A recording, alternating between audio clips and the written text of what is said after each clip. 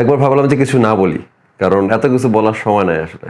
তারপর মনে হলো যে একটু বলা দরকার, কারণ আমার মনে হয় যে এই জিনিসটা থেকে শুধু আমি একা সাফার করতেছি না, মোটামুটি দেশের অনেকে সাফার করতেছে। প্রথম সমস্যা হচ্ছে যে আপনি আজকের যুগে গত 4-5 বছর ধরে যেটা হয়েছে, কিছু একটা বললেই লোকজন কেউ না কেউ কোনো না কোনো দিক থেকে ইসলাম নিয়ে টান দিবে, যেন দুনিয়ার সব কিছু সবাই ইসলামের বিরুদ্ধে চক্রান্ত করতে বলতেছে, যেন দুনিয়ার সব কথা মানুষ শুধু ইসলাম নিয়ে বলতেছে। আমি ওই দিন একটা স্যাটার লিখতেছিলাম, যেখানে দেখাছিলাম যে খোদা নেমে আসছে পৃথিবী থেকে, এবং নামার সময় তিনি 2জন নবীকে সাথে করে নেমে আসছেন। ব্যাস, মানুষের গায়ে লেগে গেল যে খুবই অবমাননা করা হয়েছে। মানে তুমি তোমার মতন করে তোমার ধর্ম পালন করতেছ, আর বাকি কেউ অন্য কোনো ইন্টারপ্রিট করতে পারবে না, অন্য কিছু বলতে পারবে না ওই একই ঘটনা নেই। মানে ওইগুলো হচ্ছে ওদের শুধু বাবার সম্পত্তি, এরকমটা কিন্তু না।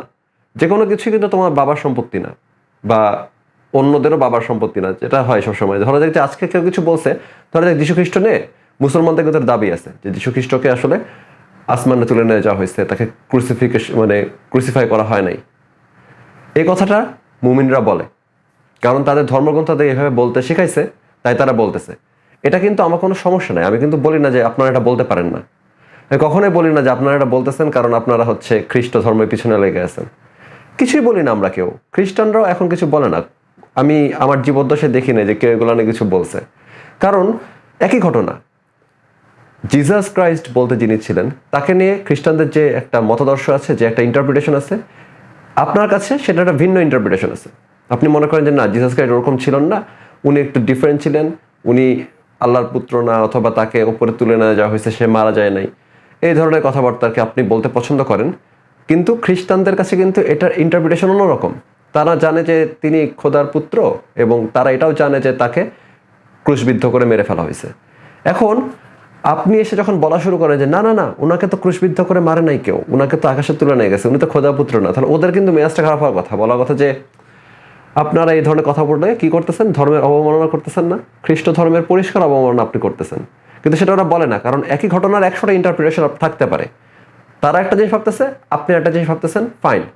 একইভাবে যখন আমি কিছু একটা বলি, তখন দেখা যায় কি মানুষ ইসলাম টেনে নিয়ে আসছে। এখন তো ইসলাম নিয়ে কথা হচ্ছিল না। যেমন আমাকে শেষ প্রশ্ন করা হয়েছে কি যে আমি নিজেকে কি মনে করি, আমি বলছি যে আমি নিজেকে নবী রাসূল মনে করি। কারণ হচ্ছে এটা আসলে একটা রোগ, এটা আমি একা মনে করি তা না, পৃথিবীর অনেকেরই এই রোগ আছে, আপনারাও থাকতে পারে যারা দেখতেছেন ভিডিও। তারা মনে করে যে দুনিয়াকে আমারই বাঁচাইতে হবে, দুনিয়া আমাকে বাঁচাইতে হবে, দুনিয়া নষ্ট হয়ে যাচ্ছে, আমাকে রক্ষা করতে হবে। এই জিনিসটাকে বলা হয় মেসিয়াহ কমপ্লেক্স। এই ধরনের রোগ অনেকের মধ্যে ছিল, এবং প্রায় 99% নিশ্চিত করে বলা যায় যারা যারা নিজেদেরকে নবী রাসূল দাবি করছিল এর আগে প্রাচীনকালে, তাদের মধ্যে এই জিনিসটা ছিল। তারা অনেক ভালো কাজ কিন্তু করছে, অনেক খারাপ কাজও করছে, যেগুলো তারা অনুসারীরা মানবে না। কিন্তু তারা এই কাজগুলো কেন করতো? কারণ এই ধরনের রোগীদের মধ্যে প্রচুর মরালিটি প্রচুর হাই থাকে। মানে তারা মনে করে কি যে সেন্স অফ রাইজিয়াসনেস একটা রাখতে হবে, তাহলে তাদের মনে হয় যে ঠিক হচ্ছে না কাজটা। রাইজিয়াসনেসের সেন্স থেকে তারা মানুষ মেরেও ফেলে, যুদ্ধ করে, নিরীহ মানুষকে মায়েরা ফেলে, উল্টাপাল্টা আইন বানায়। আবার একই সেন্স থেকে তারা অনেক ভালো কাজও করে। এখন এটা খারাপ না ভালো সেটা পুরোপুরি ভিন্ন তর্ক, ওখানে আমি যাবই না। কিন্তু এটা একটা মানসিক রোগ, এটা না কোনো সন্দেহ নেই। এগুলো নিয়ে প্রচুর কাজ আছে, জার্নাল মার্নাল আছে, চাইলে দেখতে পারেন। এখন মেসিয়া কমপ্লেক্সে ছিল নবী রাসূলরা, এটা নিয়ে কোনো সন্দেহ নেই। এখন এই জিনিসটা যখন আমি বলছি যে আমি নিজেকে নবী রাসূল মনে করি কারণ আমার মধ্যে মেসিয়া কমপ্লেক্স আছে, কিন্তু আমি জানি যে এটা আমার প্রবলেম, যে কারণে আমি নিজেকে সেটা দাবি করি না। আমি কিন্তু বলতে আসি না যে দেখো আমি তোমাদের জন্য নতুন দিন নিয়ে আসছি, আমি নতুন ধর্ম নিয়ে আসছি, আসো সবাই আমার ছায়াতলে আসো। আমি এই দাবিটা কেন করি না? যদি আমি আজকে থেকে 1000 বছর আগে জন্মাইতাম, নিশ্চিত থাকেন যে আমি নিজে একটা ধর্ম প্রচার শুরু করতাম। বলতাম যে পৃথিবীতে যেসব ধর্ম দেখতেছো সবগুলোতে ভুল আছে, আমার ধর্ম এটা, চলে আসো সবাই সবাই দলে দলে যোগদান করো। এবং মজার ব্যাপার হচ্ছে যে সম্ভাবনা আছে যে সেই ধর্মে অনেকে যোগদান করতে না হয়তো, কারণ সেটা থাকতো 1000 সাল, 1020 সাল, তাই না? তখন আপনাদের মতোই লোকজন আমার পিছনে পিছনে ঘুরে বেড়াতেন, সাহাবে টাহাবি হয়ে যেতেন, আমি বিশাল নবী রাসূল হয়ে আল্লাহর বাণী প্রচার করে বেড়াইতাম। এখন আমি সেটা করতেছি না, কারণ আমি জানি যে এটা আসলে এক ধরনের মেন্টাল ডিসঅর্ডার, যেটাকে পাত্তা দেওয়া যাবে না, কারণ পাত্তা দিলে সমস্যা। কারণ চিকিৎসা শাস্ত্র এখন জানে যে এই ধরনের নবী রাসূল চিন্তা করে নিজেকে, এটা একটা পাগলামি ছাড়া কিছু না। তো এই ধরনের পাগলামি ইসলামের অনেক নবী করছে, কারণ আমি ইসলামের ইতিহাস ভালো মতন জানি, যে কারণে আমি ওইখানে জাস্ট বলছি যে এরকম আগে অনেকে এই ধরনের দাবি করে বিখ্যাত ছিল, যেমন মুহাম্মদ ছিল, ঈসা ছিল, মুসা ছিল, এরকম ছিল। এখন এটাতে বাকিদের গায়ে লেগে গেছে, বলো যে ইসলাম বিদ্বেষী কথাবার্তা বলতেছে। আপনি যখন যীশু খ্রিস্টকে ক্রুশে ঝুলাইতে রাজি হন না, এর চাইতে গায়েব হয়ে বাতাস উঠে গেলেই বেশি আনন্দ লাগে আপনাদের কাছে, সেটা কিন্তু ধর্মের অবমাননা হয় না। কেন হয় না?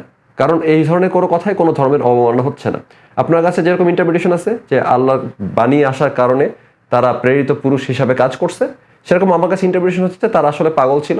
মানে পাগল মানে বদ্ধ উন্মাদ না, কিন্তু তারা মনে করে যে আমরা দুনিয়ার সবাইকে বাঁচাইতে হবে, এটা একটা মেন্টাল ডিসঅর্ডার, যে মেসিয়া কমপ্লেক্স, নিজেকে নবী ভাবা, রাসুল ভাবা।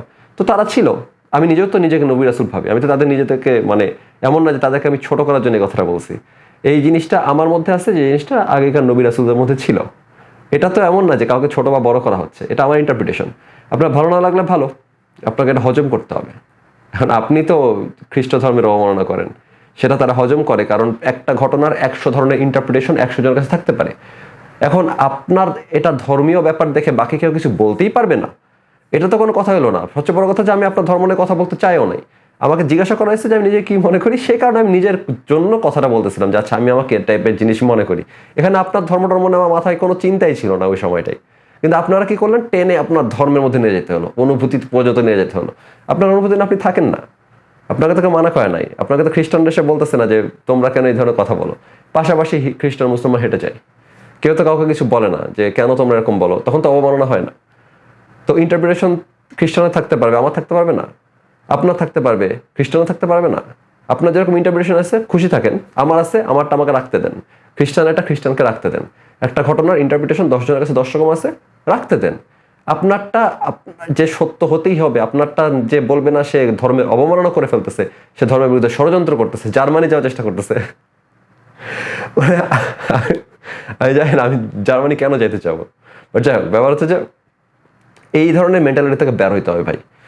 প্রথম কথা হচ্ছে যে আপনার ইন্টারপ্রিটেশন সবটা না, আপনাকে ছোটবেলা থেকে শেখানো হয়েছে যে এটা সঠিক, এটা সহি, ওটাই সঠিক, বাকি সবাই ভুল, তার মানে এই না যে বাকি সবাই ভুল। আপনার কাছে একটা মাত্র ব্যাখ্যা আছে, যেটা নেই আপনি সন্তুষ্ট, ওটা সঠিক না ভুল আপনিও জানেন না। আমার কাছে আমার ব্যাখ্যা আছে, খ্রিস্টানের কাছে খ্রিস্টানের ব্যাখ্যা আছে, সবাইকে সবার টানে থাকতে দেন, তেনা পেঁচাইতে আসেন না এটার মধ্যে। ভালো থাকেন, বিদায়।